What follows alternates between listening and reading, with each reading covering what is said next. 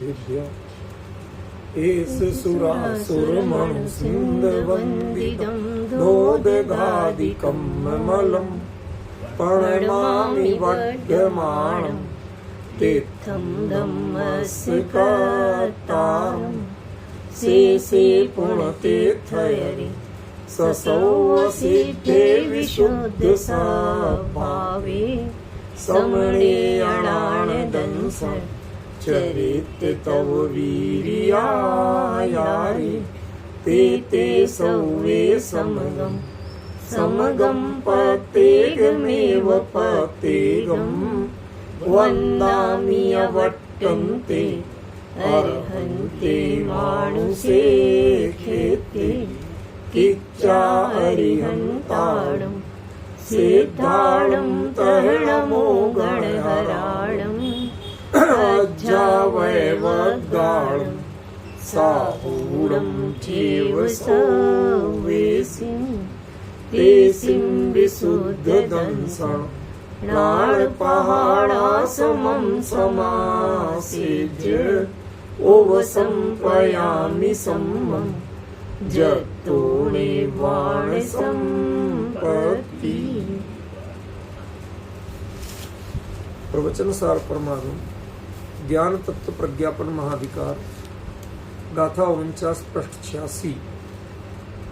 दौवम अनंत पज्जय मेघमणंताणि दौवजादाणि न विजानति जदि जुगवम् किदसो सौवाणी जानादि। आज लगता है लोगों ने कल गलत सुन लिया, इसलिए आज सारे परिंदे गायब ऑनलाइन में। उनने सोचा आज से मना किया है, जबकि मैंने कल के 12 तारीख से मना किया। कोई बात नहीं, अपना तो चलेगा, अपन बैठेंगे तो जो भी है चलेगा। लेकिन जो आज लूज कर रहे हैं वो वाकई में लूज कर रहे हैं, क्योंकि आज का विषय ऐसा है जो आज तक नहीं चला। एकदम जिसकी मतलब जिन्होंने कहीं लिखा भी नहीं मिलता, कहीं वो ऐसा अद्भुत विषय। अभी बैठे बैठे जो पक्ष ख्याल में आया, और वो आया अकेले एक चीज से, क्रिया से, विजानादि और जानादि। आप लोगों को लगा पता नहीं, आप तो कहीं भी उलझ जाते हो। ठीक है, उलझते हैं, क्या कर सकते हैं। हमें जहां से रहस्य मिलेगा वहीं से बताएंगे, नहीं मिलेगा जहां से वहां से क्या बताएं। एनीवे, जाने दीजिए, शांत मन से सुनो। एकम द्रव्यम अनंत पज्यम, एक द्रव्य अनंत पर्याय वाला जो है, और उसके द्रव्य जाताणी अनंताणी, द्रव्यजात जो अनंत पर्याय हैं, उनको यदि जीव युगवम न विजानति, युगपत जानने का अभ्यास तक नहीं करता है, सो वह जीव सवाणी के जानादि, सभी द्रव्यों उनकी सभी पर्यायों को एक साथ कैसे जान सकते। अर्थ तो सरल है, अर्थ का कुछ खास है। वो तो अपनी लगभग 3 घंटे से ऊपर चर्चा चल चुकी है, इसलिए विषय सामान्य रूप से स्पष्ट है। आज एक ऐसा प्रश्न कर रहा हूं आप लोगों से, वो प्रश्न सुन के ही आपके आधे तो मतलब माथा घूम जाएगा कि कह क्या रहा हूं। वह प्रश्न क्या है? अच्छा हुआ विजय जी आ गए, नहीं तो मुझे विकल्प बना रहता। प्रश्न ये है कि सामान्यतः एक बात हम लोग कहते हैं कि पुरुषार्थ तो 12वें गुण स्थान तक के लिए है, वीतरागता होती है तो केवल ज्ञान अपने प्रकट, ज्ञान अपने आप। और अभी तक की चर्चा में यही चल रहा कि भाई वीतराग, ज्ञान को वीतराग बनाओ, अपने आप सर्वज्ञता हो जाएगी। ज्ञान में जब तक राग है, जब तक सर्वज्ञता नहीं है। ज्ञान वीतराग हो जाएगा, सर्वज्ञता अपने आप हो जाएगी। ख्याल में जानो, पर उसमें राग द्वेष मोह की वृत्ति नहीं रखो। अभी तक की चर्चा में यही है। आज प्रश्न एकदम अलग है, और उसका कारण मैं अभी गाथा में से बताऊंगा कि यदि जुगवम न विजानति। प्रश्न क्या कर रहे हैं?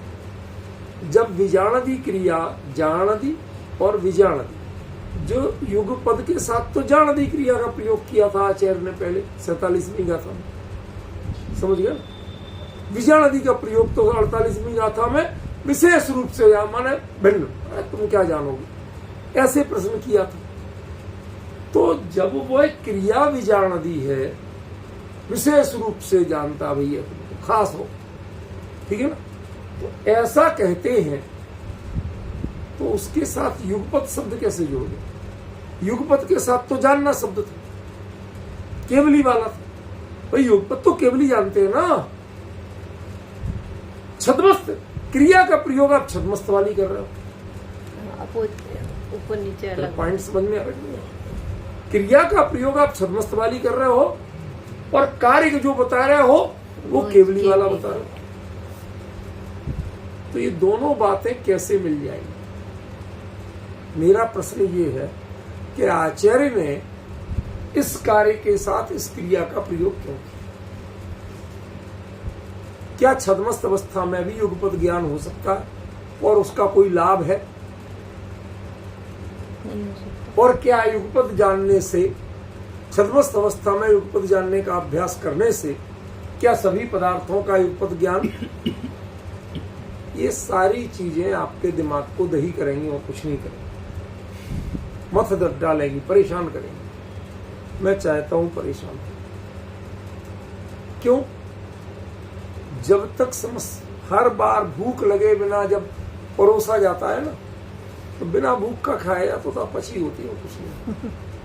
थोड़ी भूख जगेगी, मेहनत करोगे तो ये बात पचेगी कि क्या कहना चाहिए। अब मैं प्रश्न को जरा खुल के करता। जो सारी जैन साधन के शासन की साधना है, साधना पद्धति है, चौथे गुण स्थान के बाद 12वें गुण स्थान पर्यंत वो सब चारित्र पर आधारित है कि ज्ञान पर आधारित? चारित्र मोहिनी का तो करते, वो चारित्र को ही बाधित करता है। वो सब चारित्र पर आधारित जो भी है, व्रत, नियम, संयम, जो कुछ भी है, ध्यान, वो सब चारित्र के तो भेद है। कुंद कुंद यहाँ कहते उसको, वो है ही नहीं ऐसा। और मुद्दा यही, अब यदि पकड़ सको तो पकड़ लो, नहीं पकड़ सको तो नहीं। आज सिर्फ मुझे इसका खुलासा है।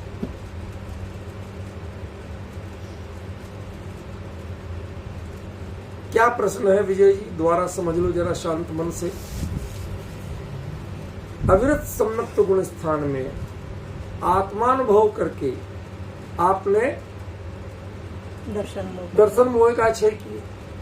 उसके बाद जितनी भी पुरुषार्थ की जाती है वो चारित्र मोह का क्षय करने के लिए, ज्ञानावरण का क्षय करने के तो कोई पुरुषार्थ बता ही नहीं है। कोई विधि नहीं बताएगी कि इससे ज्ञानावरण का क्षय होता। इसका मतलब ज्ञानावरण कुछ करता ही नहीं। जब जिसे हटाने का पुरुषार्थ नहीं करना, इसका मतलब वो आपको हैरान नहीं कर रहा था। आप मानते तो मानते रहो। भाई बादल ने सूरज ढक लिया, बादल कहां, सूरज कहां, तुम कहां? बादल को जबरदस्ती दोष दिए जा रहे हो तुम कि बादल के कारण सूरज की रोशनी हम तक नहीं आ रही। पॉइंट समझ रहे? लेकिन इसमें बादल ने कब आके तुम्हारी आंखें बंद की? वो अपनी जगह पे, वो अपनी जगह अपनी चाल जा रहा। सूरज अपनी जगह ज्यों का त्यों चमक रहा, उसके चमकने में कोई कमी नहीं है और तुम्हारी आंख में कोई कमी नहीं है देखने में उसको। अब बादल के कारण तुम्हें नहीं दिख रहा, ये कमी तुम्हारे एंगल की है जहां तुम खड़े हो, क्या बादल की है? हमारी। अब बादल तो उड़ते रहेंगे, आते रहेंगे, जाते रहेंगे, समझ गए? तुम्हें सूरज को देखना आना चाहिए। सूरज अपने आप में प्रकट है, वो कभी तिरोहित नहीं, छुपा नहीं, और आपकी आंख में सामर्थ्य है कि सूरज देख सकते। तो ये बादल क्या चीज है? उसको दोष क्यों दे रहे? वो है क्या? उससे पूछो, मैं जानते ही नहीं भाई साहब। तुम्हें कब हैरान किया? कब हैरान किया? कब जानने से रोका? तुम सर्वज्ञ स्वभावी, और मैं जड़, मैं क्या करूंगा तुम्हें। तो ये एक्चुअली बड़ा निष्कर्ष जानना आज की चर्चा में, शुरुआत से निष्कर्ष दे रहा हूं कि ज्ञानावरण ज्ञान को बाधित नहीं करता, क्योंकि जो आपके किसी चर्या को, ज्ञान को, आचरण को, किसी को भी बाधित करता हो, उसके विनाश की प्रक्रिया की जाए। चारित्र मोह के विनाश की प्रक्रिया आपने चौथे गुण स्थान के बाद शुरू कर देते हो, 12वें गुण स्थान तक करते हो कि नहीं करते? विजय जी जरा ध्यान से सुनो, क्या कह रहा हूं? चारित्र मोह के विनाश की प्रक्रिया चौथे गुण स्थान के बाद शुरू कर देते हो और 12वें गुण स्थान तक करते हो। 5वें में देश व्रत, 6ठे में महाव्रत, 7वें के उपरिम भाग में श्रेणी आरोहण, कभी उपसम कभी छपक, और जब वो पूर्ण होती है तो चारित्र मोह का पूर्ण क्षय हो जाता है और आप वीतरागी। वीतरागता के लिए चारित्र मोह का क्षय जरूरी है और उसकी प्रक्रिया बताएगी। समझ गए? दांत में कीड़ा लगा, दर्द बहुत हो, कीड़ा काट रहा हो, दर्द हो, बहुत बहुत नाजुक नर्व्स होती है, वो उनको काटता है और आप तिल मिलाते हो बुरी। अब 2 इलाज, एक तो पेन किलर खा लो कि दर्द पता नहीं चलता, और एक कीड़ा निकलवा लो। कौन सा इलाज सही? कीड़ा निकलवा लो। कहते कीड़ा निकल गया, दर्द अपने आप चला जाएगा, जितना छोटा मोटा जख्म किया हो जाएगा ठीक, राहत तो तुझे तुरंत मिल जाएगी, दर्द बढ़ना तुरंत बंद हो जाएगा। तो चारित्र मोह का कीड़ा निकला, उसके लिए हम सारी मेहनत कर रहे हैं। समझिए, ये जो सर्वज्ञता होना, दर्द बंद होना, ये तो अपने आप होना ही था, वीतरागता के साथ होना ही था। इसलिए ज्ञानावरण के क्षय का कोई पुरुषार्थ, कोई प्रोसेस, कोई प्रक्रिया बताई नहीं। और जिसके क्षय के लिए कुछ नहीं करना, वो रहते हुए क्या कर रहा है ये तो बताओ तुम। हम कैसे मान लो वो रहते हुए कुछ कर रहा था? वो तुम्हारा क्या बिगाड़ रहा था? वो यदि बिगाड़ रहा होता तो उसे दूर करना। वो कैसा है कि आप शीशे में चेहरा देखने गए, शीशे में एक जगह काली बिंदी लगी थी, वो आपके माथे पे दिख रही, अब आप रगड़े जा रहे हैं माथा, होगी ठीक, मिट जाएगी। अच्छा एक और समस्या, माथा रगड़ते तो जो बिंदी इधर दिख रही थी अब इधर दिख रही, क्योंकि माथा हिल रहा, नजर हिल रही, तब भी समझ में नहीं आ रहा कि बिंदी माथे पे नहीं लगी, तब भी समझ में नहीं आ रहा कि बिंदी कोई भूत है जो अपने आप इधर से उधर हिलेगी। ऐसे ही जिस ज्ञानावरण के अभाव का कोई पुरुषार्थ नहीं करना है, उस ज्ञानावरण के अभाव से अपना सर्वज्ञता मानी कैसे? वो आपके सर्वज्ञ स्वभाव को बाधा कहां कर रहा था? कर रहा होता जय चारित्र मोहिनी कर रहा था, आपको पुरुषार्थ करना पड़ा। दर्शन मोह कर रहा था, उसके लिए भी वही करण लब्धि का पुरुषार्थ करना पड़ा। जो करण के पुरुषार्थ हैं वो दर्शन और चारित्र मोहिनी के लिए, मतलब ये दो तो आपको डिस्टर्ब कर रहे थे। सम्यक साथ है ज्ञान होए पे, वो सम्यक ज्ञान भी दर्शन के साथ अपने आप हो जाता, केवल ज्ञान भी वीतरागता के साथ अपने आप हो जाता। माने इसको करने के लिए कुछ करना ही नहीं पड़ता। और हम परेशान हैं कि ज्ञानावरण का तीव्र उदय है, भैया हमें नहीं होता है याद, जो कुछ है ही नहीं उसके साथ परेशान पूरे। यदि ये कुछ होता और तुम्हें कुछ करता होता तो जिन शासन में बंधने के कारण तो इसके बताए हैं, लेकिन इसको छूटा, इस दाग को, ज्ञानावरण के दाग को छुड़ाने का कोई उपाय बताया? जो उपाय बताया वो दर्शन और चरित्र मोहिनी का बताया। लॉजिक समझ में आ रहा है ऊपर में विजय जी? दर्शन में चरित्र मोहिनी के लिए सारे उपाय बताए गए, लेकिन ज्ञानावरण दर्शनावरण के लिए कोई उपाय नहीं बताया गया। इसका मतलब क्या? मैं कम समझता हूं, आप लोग समझाओ। इसका सीधा सीधा मतलब है कि ये असल में आपके ज्ञान स्वभाव को कहीं कुछ डिस्टर्ब करते ही नहीं है। जो लगता है वो आपका भ्रम है, आप इसे सही ढंग से यूज नहीं करते। समझिए, जैसे किसी को प्लस और माइनस दोनों के चश्मे लगते हो, यार मेरी आंख बहुत खराब, तो क्यों? माइनस का चश्मा लगा के, मतलब दूर का चश्मा लगा के तो वो पढ़ता है, सो नहीं दिखाई देता, और प्लस का चश्मा लगा के टीवी देखता है, सो दिखाई नहीं देती। कहते मेरी आंख खराब।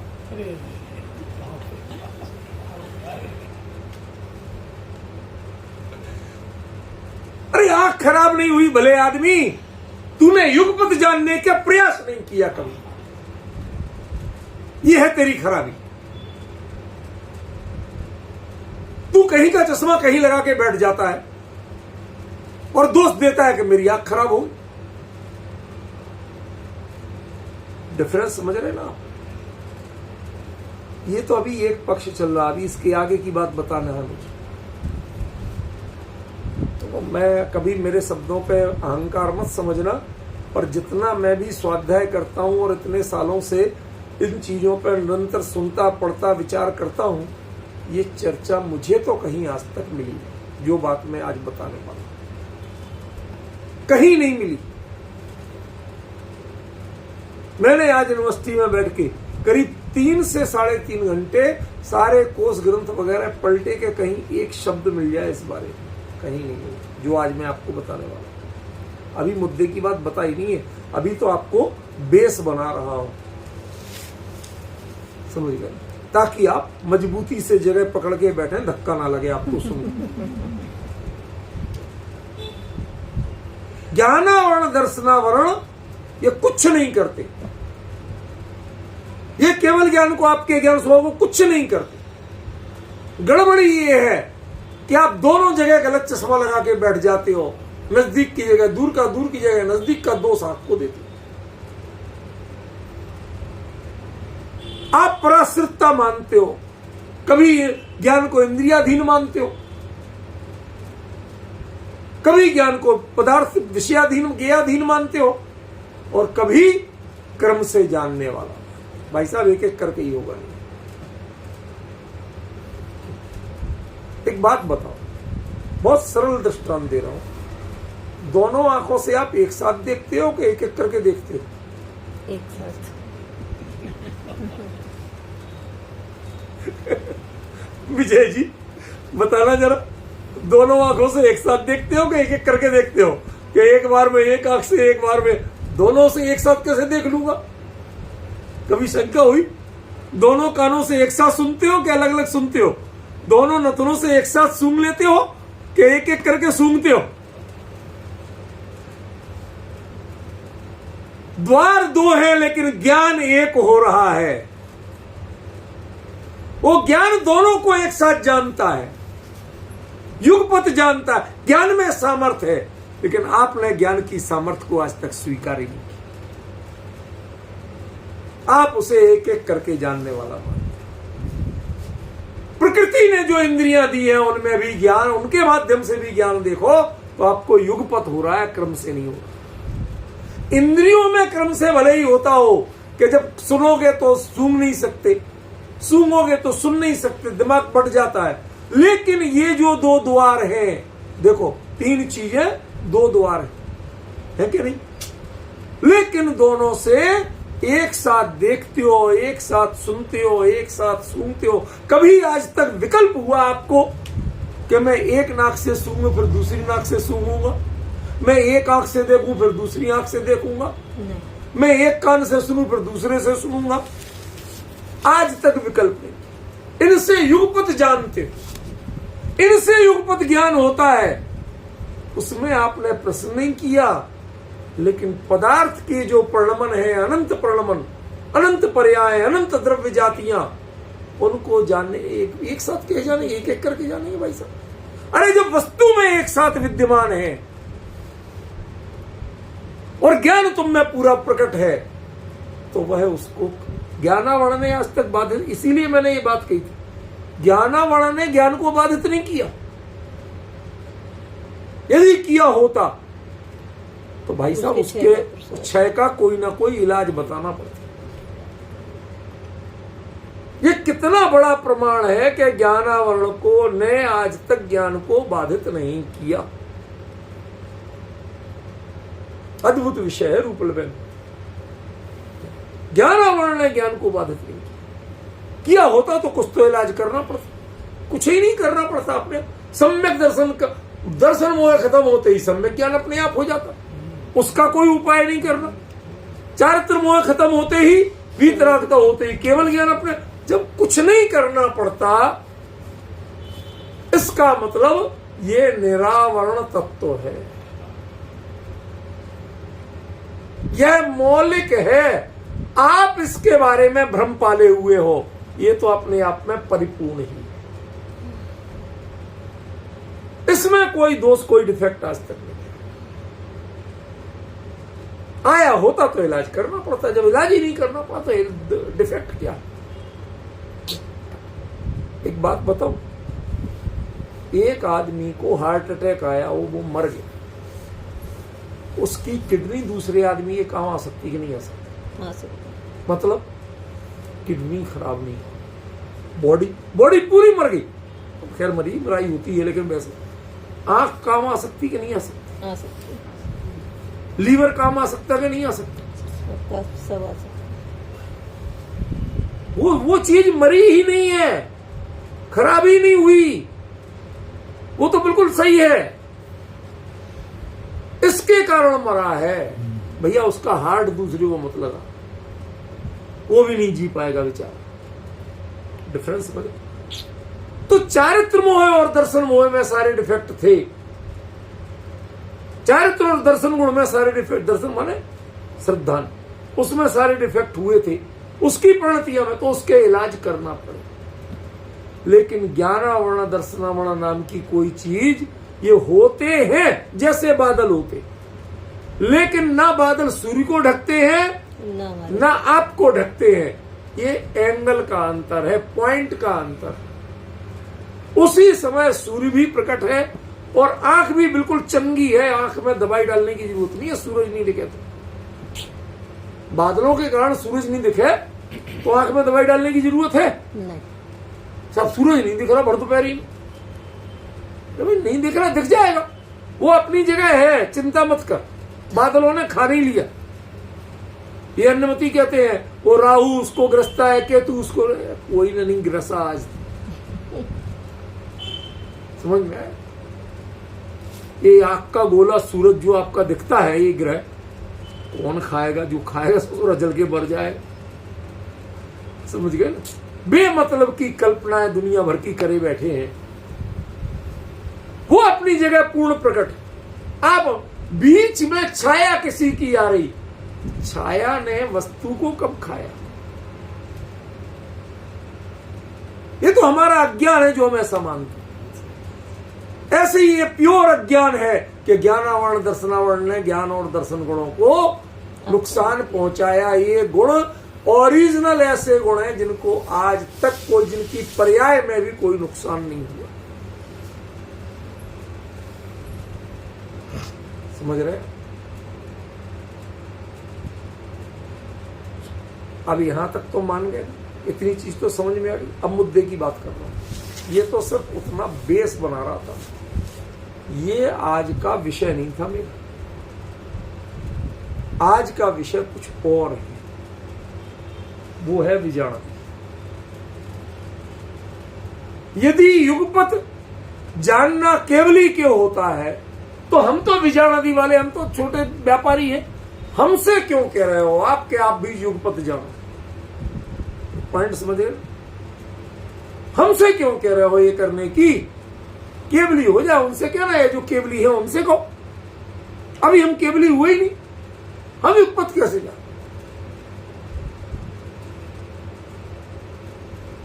अब प्रश्न सुनना जरा ध्यान से, बहुत शांत मन से सुनना। 25 मिनट तो जा चुके, समय बहुत कम बचा मेरे पास। प्रश्न बहुत ध्यान से सुन लेना। प्रश्न ये है, वीतरागता साधन है, सर्वज्ञता साध्य है। वीतरागता होती है, सर्वज्ञता हो जाती है। ठीक है ना? कि सर्वज्ञता का उपाय भी वीतरागता का साधन है।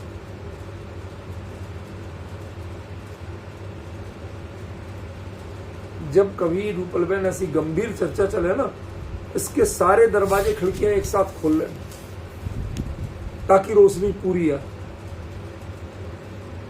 शब्दों से सब कुछ पता नहीं चलेगा, आपके उपयोग से पता चलेगा क्या कहना चाहते। क्या कहा? अभी तक आपने यही पढ़ा है कि वीतरागता साधन है और सर्वज्ञता साध्य है। जब वीतरागी हो जाओगे, सर्वज्ञ अपने आप हो जाओगे। वो तो आपको ट्रॉफी है, पुरस्कार है मिलने वाला। माने सर्वज्ञता की कोई साधना नहीं होती, सर्वज्ञता कोई साधना नहीं है। ये आपने दिमाग में अच्छी तरह बिठा रखा है। यहां आचार्य उसके उल्टा कह रहे हैं कि सर्वज्ञता की कला जो सीख ले वही वीतरागी हो सकता है। वीतरागता के नाम पर कोई वीतरागी नहीं हो सकता। आज ये प्रूफ करके बताऊंगा मैं, प्रूफ करके बताऊंगा। स्टाम्प पेपर ले आओ, लिख के दे दूंगा। एक बात बताइए, राग और द्वेष ये दोनों मोह की प्रणतियां हैं कि नहीं है?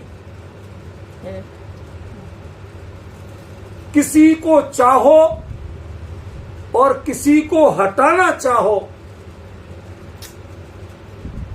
ये दोनों राग द्वेष है कि नहीं है?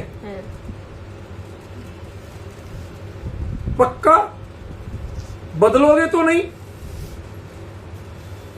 तो पूरी जो चारित्र मोह के क्षय करने की प्रक्रिया है, उसमें प्रति समय अब तुम्हारे पुरुष वेद का अभाव है, अब स्त्री वेद का अभाव होगा, इससे नपुंसक वेद का अभाव होगा, अब तुम्हें त्रिगति नाम कर्म का अभाव होगा, उसमें फला का ये होगा। ये आपको सिखाया क्या जा रहा भाई साहब? ये दवाई खाओ, तुम्हारे इतने जर्म मर जाएंगे,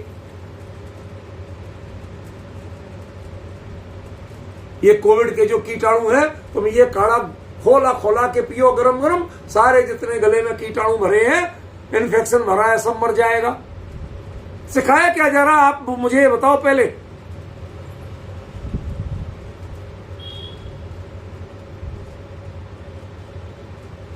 ये हिंसा और द्वेष सिखा रहे क्या आप? इस देह की रक्षा की खातिर आप हमें हिंसा और द्वेष सिखा रहे? मेरा पॉइंट समझ रहे कि नहीं समझ रहे मैं क्या कह रहा हूं? मुनिराज को इसीलिए आप कभी भी आहार में औषधि दान देते हैं, लेकिन औषधि के रूप में नहीं देते हैं और औषधि बता के नहीं देते। यदि उनके अस्वस्थता की औषधि कोई दे और वो ले ले, तो देने वाला महामूढ़ और लेने वाला मुनि। क्योंकि उनकी साधना अपने गुणों की साधना है, अपने धर्म की साधना है, उन कीटाणुओं को मारने की प्रक्रिया नहीं।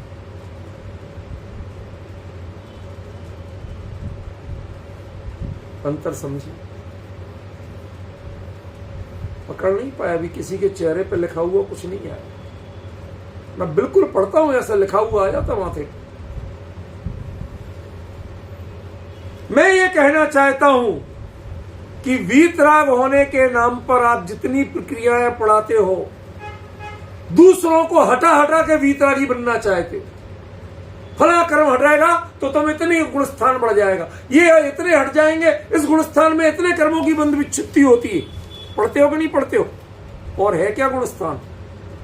मुझे ये बताओ, क्या पढ़ा आपने गुण स्थानों में और इसके अलावा? बताइए, पढ़ा ना?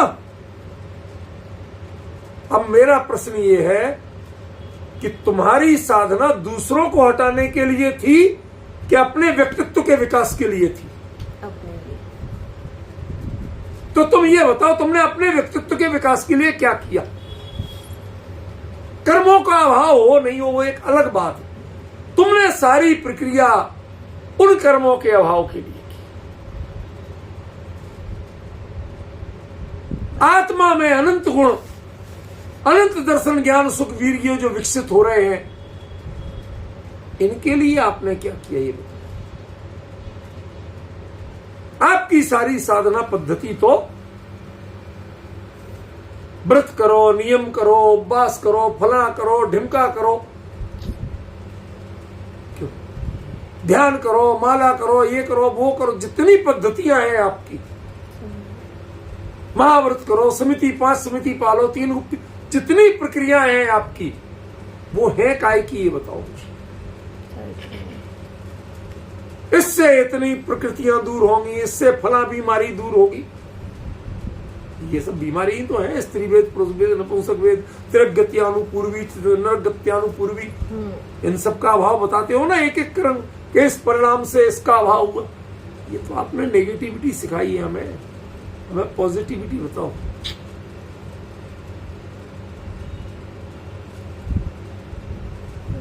हम अपनी लाइफ स्टाइल कैसे बदले कि हमें ये दवाई नहीं खाना पड़े। अभी आपने क्या पढ़ा?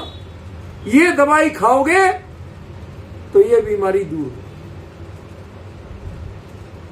हम दूसरा पूछ रहे, हमें वो तरीका बताओ, हम अपनी लाइफ स्टाइल कैसी बदलें कि हमें दवाई नहीं खाना पड़े और बीमार भी नहीं पड़े।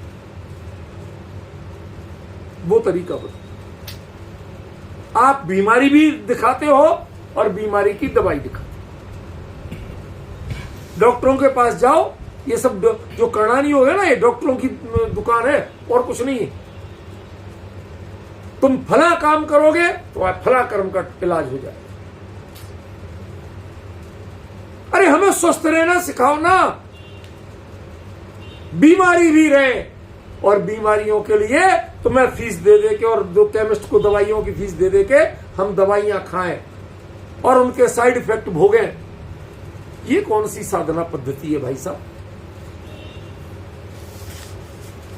ये उत्तर आचार्य कुंद ने यहां दिया है कि यदि आप वर्तमान में भिन्न तरह की प्रकृति की पर्यायों को युगपत जानने का यदि अभ्यास कर लोगे तो वीतरागता आपके लिए असाध्य नहीं है।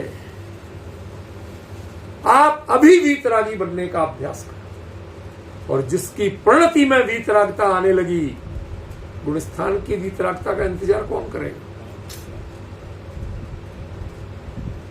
वो क्या केवली बनने की जो प्रक्रिया है वह वीतरागता की जन्म भूमि है। वो वीतरागता को जन्म देती है। आपके व्रत उपवासों से वीतरागता नहीं आती, कर्मों को हटा के वीतरागता नहीं आती है। तुम्हें क्या करना, सिर्फ इतना करना है कि भिन्न भिन्न तरह की प्रणतियों और परिस्थितियों को युगपत जानने का, निर्विकार रूप से जानने का अभ्यास कर।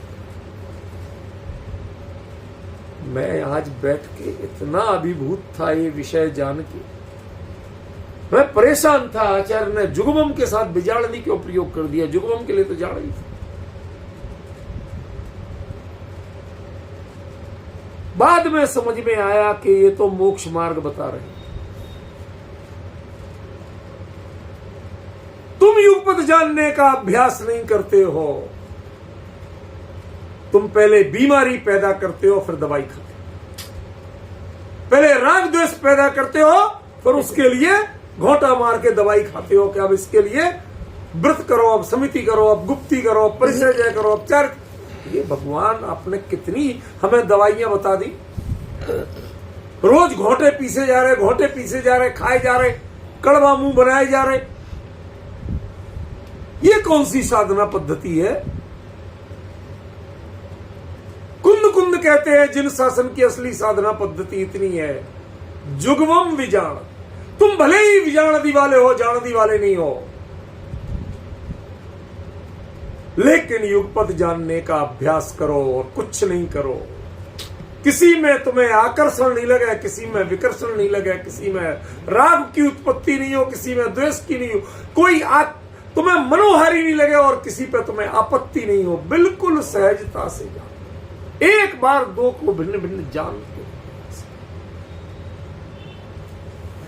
ये वो अद्भुत कला है, ये वो अद्भुत कला है जो वास्तव में वीतरागता को पैदा करती है। किसी व्रत उपवास से वीतरागता नहीं आती, किसी परिचय जय चरित्र से वीतरागता नहीं आती। वो सब दवाइयां हैं और ये हेल्थ को अपग्रेड करने की पद्धति है। ये आपके जीवन की सांसों को मजबूत बनाती है। अपनी सांसों से भी स्वस्थ हो सकते हो। श्वास क्या है? आत्मा की ज्ञान और दर्शन,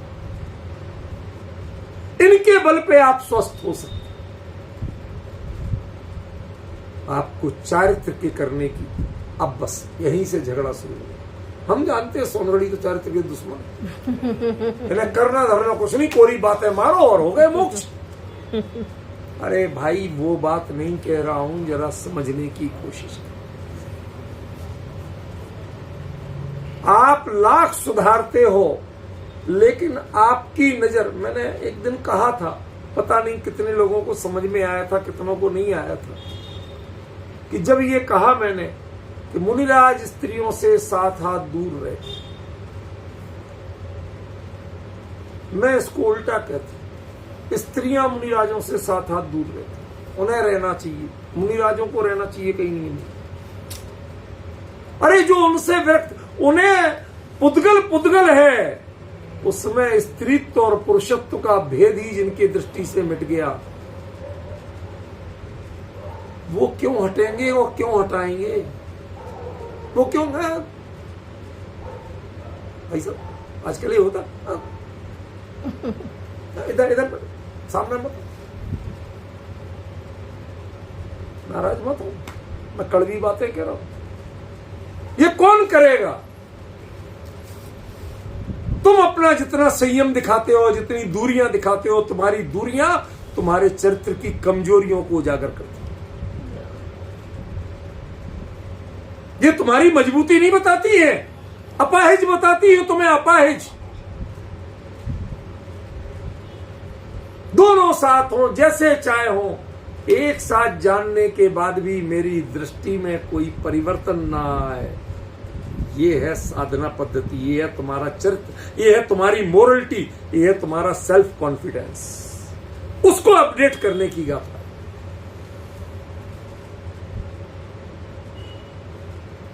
विजय जी कभी सोचा था इस गाथा में ये लिखा मिलेगा या इसका ये अर्थ होगा?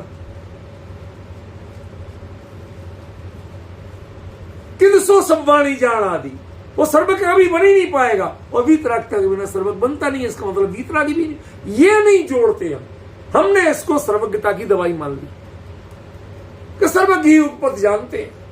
जी नहीं, कुंद कुंद कहते हैं जोड़ा विजान आदि जुगवम, तुम्हें भी युगपत जानने का अभ्यास करो। तुम अपने मोरल को, अपनी दृष्टि को इतना उन्नत बनाओ, इतना मजबूत बनाओ, इतना पवित्र बनाओ कि तुम्हें इनसे भागना नहीं पड़े। तुम्हारा वजूद इनके सामने कांपने नहीं लगे। कमजोरी हमारी और भगाओ स्त्रियों को दूर।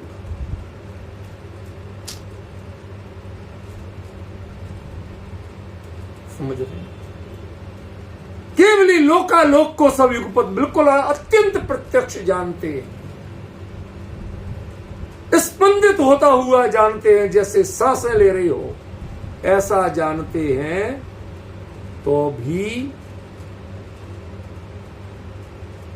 मैं बताऊं, देखो अच्छी बात कहीं से भी लेना चाहिए, हमें किसी से द्वेष करना नहीं चाहिए। वो नीरज जी थे सतना वाले, तो बहुत साल पहले,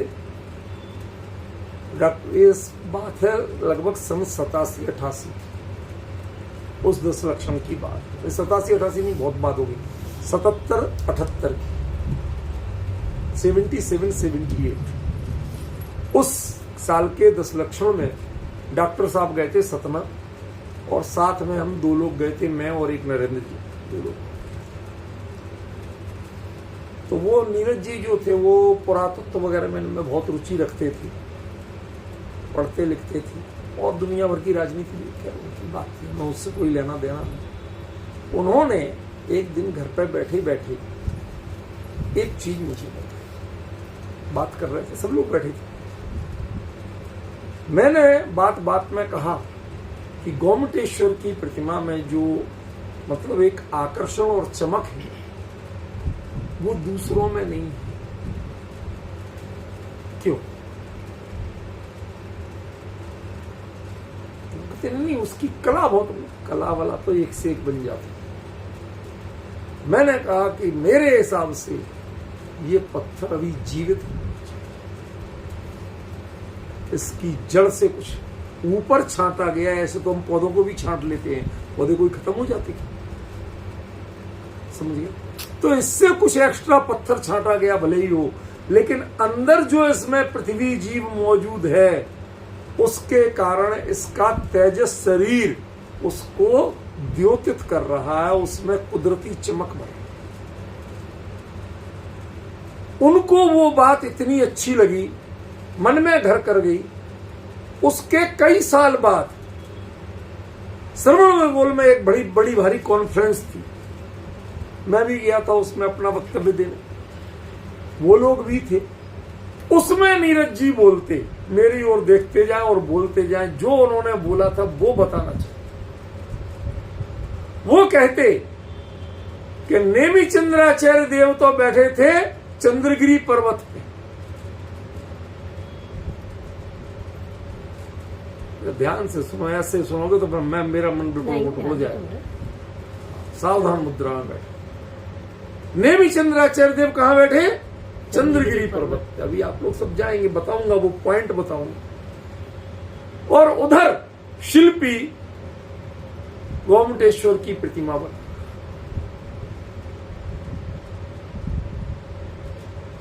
वो उधर जब छेनी चलाए, भले ही कल्पना सही, तो वो बोलते कि नेमिचंद्र जी यहां से बोले, अरे शिल्पी यहां नहीं, हाथ संभाल के। तो शिल्पी ने बोला कि महाराज जहां मैं हाथ चला रहा हूं उसके पीछे मेरा पूरा धड़ है, और आप बैठे चंद्रगिरी पे, दिखाई तो दे नहीं रहा, फिर आपको पता कैसे चल जाता? प्रश्न समझिए। तो उन्होंने मेरे कहे कथन को और आगे बढ़ाया था।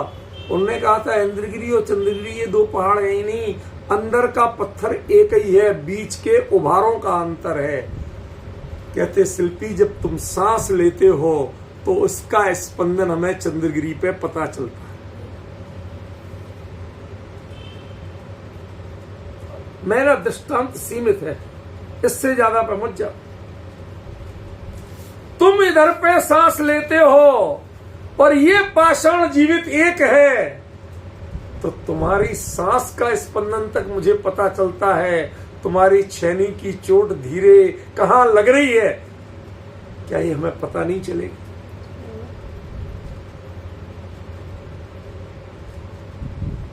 आपका ज्ञान जब ज्ञेय से विकृत, परेशान या आकर्षित होकर प्रवर्तता है, चारित्र उसी क्षण कहता है कि तुम बहुत कमजोर मोरल के हो, बहुत कमजोर व्यक्तित्व हो, तुम्हारे लिए दवाई देना पड़ेगा। तुम व्रत करो, समिति करो, गुप्ती करो, परिचय जय करो, सामायिक करो, प्रतिक्रमण करो, प्रायश्चित करो, सारी दवाइयों की इतनी लंबी लिस्ट लिख दी। कुछ तो दवाइयां थी और कुछ दवाइयों के साइड इफेक्ट की दवाइयां थी। आजकल ये पेंटासिड वगैरह क्या होती, दवाई थोड़ी है। ये तो जो आप दवाई खाते हो उसके कारण जो एसिडिटी हो जाती है उसकी दवाइयां हैं। समझते? तो ऐसे ही आपके लिए ये प्रतिक्रमण प्रायश्चित क्या है? ये कोई दवाई थोड़ी है। ये तो जो आपको उसके बाद आपने मुनि धर्म महाव्रत अंगीकार कर लिए, अब जो गड़बड़ी करोगे तो उसके प्रायश्चित, ये तो बाद की चीज है। कुछ दवाइयां हैं और कुछ दवाइयों के साइड इफेक्ट की दवाई। इतनी दवाइयों के पर्चे क्यों बन गए कि जब हमें लगता है कि आपका मोरल बड़ा कमजोर, आपका आत्मबल बड़ा कमजोर है, वो दो को युगपत जानने तक की हैसियत औकात अपनी सामर्थ्य नहीं रखता है, चलो अब तुम्हें दवाई देना पड़ेगी। सारी साधना पद्धति दवाई की पद्धति है और प्रवचन सार की ये गाथा ये आपको मोरली मजबूत बनाने वाली गाथा है। जोड़ा विजाणदी जुगवम। क्या आदमी हो तुम युगपत जानने का अभ्यास नहीं कर सकते? क्यों डिस्टर्ब होते हो इससे? स्त्री है या पुरुष है, लड्डू है या जहर है, क्यों आप आकर्षित और विकर्षित होते?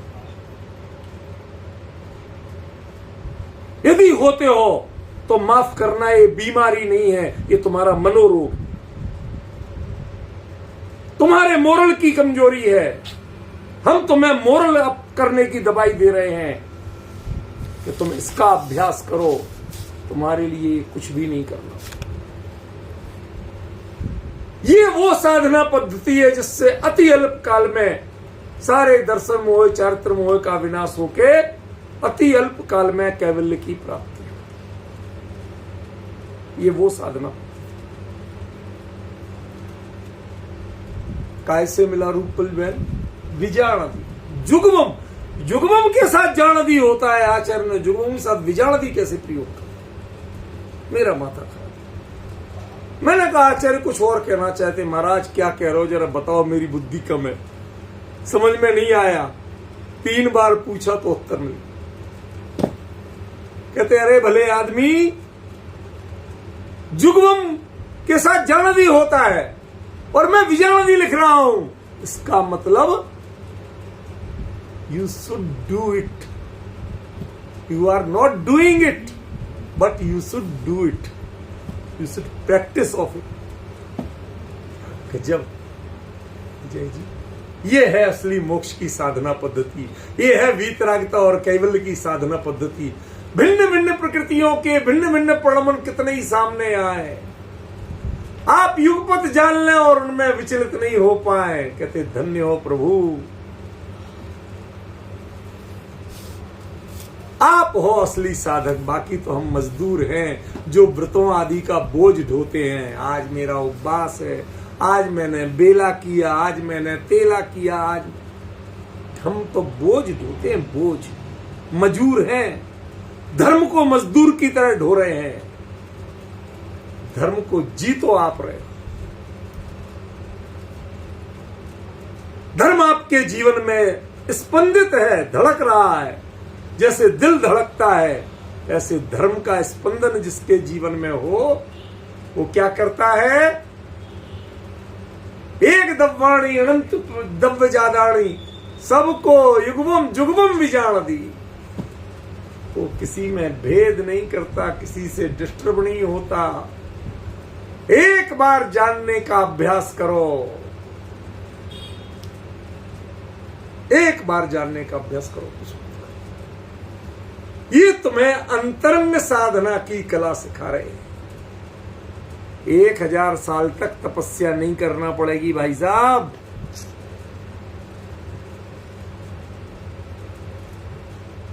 एक 1000 साल तक की तपस्या आपके इस लेसन की कमजोरी की निशानी है। आप दवाइयां खा रहे हो। ये कला जिसने सीख ली उसका ज्ञान परिपूर्ण, और जब ज्ञान ही परिपूर्ण हो जाएगा तो चारित्र की कमजोरी टिकेगी कहां? वो तो चारित्र की कमजोरी को विनाश करके ही तो ज्ञान परिपूर्ण।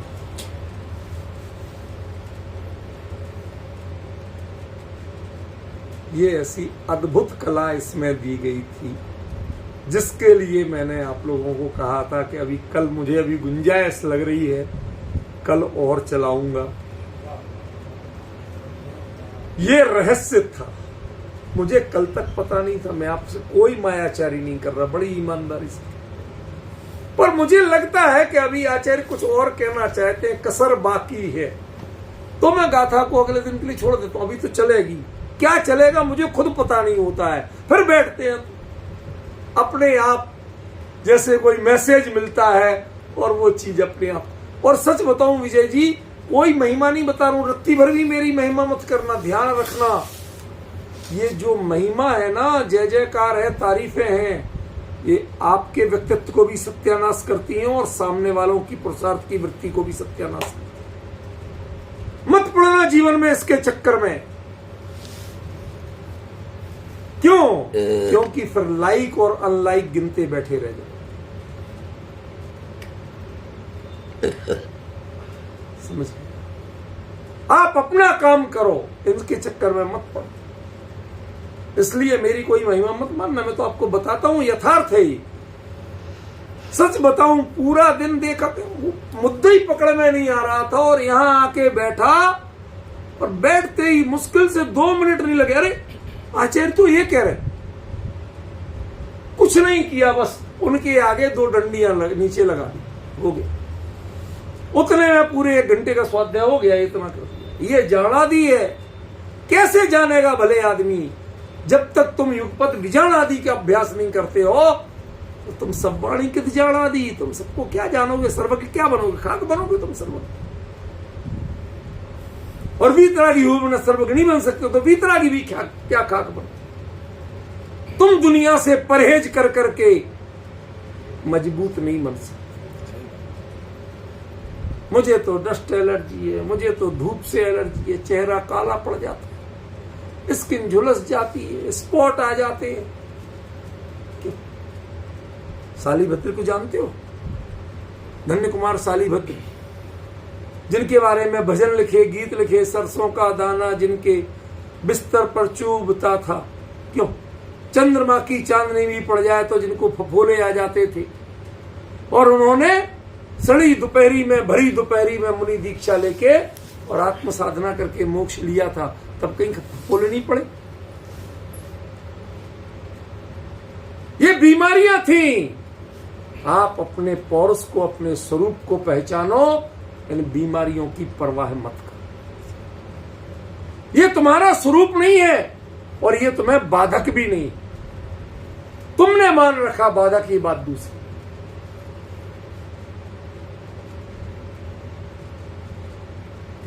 वो पढ़ते हैं ना भजन, भगवान बनने की ताकत है तू तुझमें, तू मान बैठा पुजारी हूं बस मैं।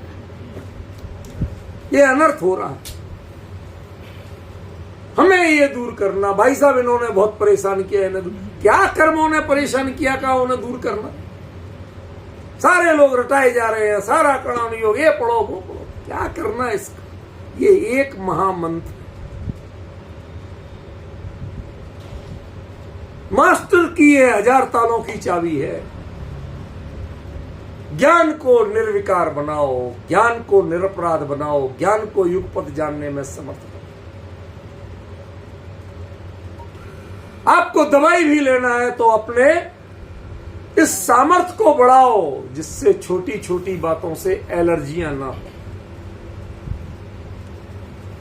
एलर्जी होना माने तुम्हारे स्वास्थ्य की कमजोरी की निशानी है। ये तुम वीआईपी नहीं हो गए। कई लोग कहते भाई साहब मुझे तो इससे एलर्जी, मैं भी कहता हूं मुझे इससे एलर्जी। इससे तुम वीआईपी नहीं हो गए, इससे तुम कमजोर सिद्ध हुए। ऐसे ही मुझे स्त्रियों से एलर्जी, भाई साहब 7 हाथ दूर रहना, मैं तो मुनि हो गया हूं। समझ में आया? या तुम इधर बैठा करो, मैं मेरे ब्रह्मचर्य में दोष लगेगा। हद होगी, काहे का ब्रह्मचारी है? पब्लिक को उल्लू बना रहा है, किस किस से भागेगा? अरे अपने आप के मोरल को मजबूत कर। कुंद कुंद कहते हैं प्रवचन सार में, जोड़ा विजान दी जुगवम किदम किद, वो धर्म करेगा क्या, मोक्ष मार्ग में बढ़ेगा क्या, जो युगपद जानने की सामर्थ्य नहीं रखता, जानने में प्रवृत्त नहीं हो, ये हम मानते हैं। रुचि नहीं रखो, ये हम मानते हैं। लेकिन जानने में आए और ज्ञान कमजोर पड़ जाए, उसके कदम लड़खड़ाने लगे, ये ज्ञान का स्वरूप नहीं है, ये ज्ञाता का स्वरूप नहीं है, ये साधक का स्वरूप नहीं।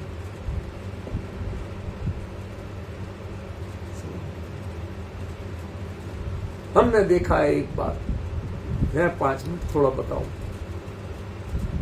अक्सर देखिए, नाराज मत होना, पवन जी को अभी थोड़ी सी लगेगी तो, लेकिन कोई बात नहीं, कभी कभी करता रहता। हमने देखा है जितने जो सो कॉल्ड ब्रह्मचारी, मैं सो कॉल्ड शब्द जरूर प्रयोग करता हूं, क्यों वो सप्तम प्रतिमाधारी नहीं होते, इसलिए करता हूं। असली ब्रह्मचर्य कहना का अधिकारी सप्तम प्रतिमाधारी है, उससे नीचे वाला नहीं। जिन शासन की बात है इसलिए कह रहा हूं, कोई सो कॉल्ड माने मैं उन पे आक्षेप नहीं लगा रहा हूं, ना उन पे शंका कर रहा हूं, ठीक है ना। जितने ये सो कॉल्ड ब्रह्मचारी हैं, इनकी एक बड़ी खूबी होती है, धीरे से अपने चर्चा में एक आध छोटी सी फुलझड़ी छोड़ेंगे। देखो 5 माल बालेती को अलग से स्मरण किया गया, उनकी अलग से पूजन लिखी कि नहीं लिखी। क्यों सुना रहे भाई, हमें क्या बताना चाहते हो? हम भी तो ब्रह्मचारी है ना, हमारी भी तो स्पेशल कुछ। मैंने आपको बताया कि हुंडा सर्पणी काल दोष के कारण 5 बालेती हुए, वरना कोई तीर्थंकर बालेती नहीं होता। ये जिन शासन का सत्य है, ये शाश्वत सत्य है, ये काल दोस्त, समझे। अब आप कभी ये बताते हो, कभी कुछ और कुछ ना कुछ कहते हो जिसमें आपके सो कॉल्ड कहीं ना कहीं ब्रह्मचर्य, मैं ब्रह्मचर्य का विरोधी नहीं हूं, मैं सिर माथे ऐसे उनको ढोक देने तैयार। लेकिन आपकी दृष्टि कहां है ये तो बताओ भगवान।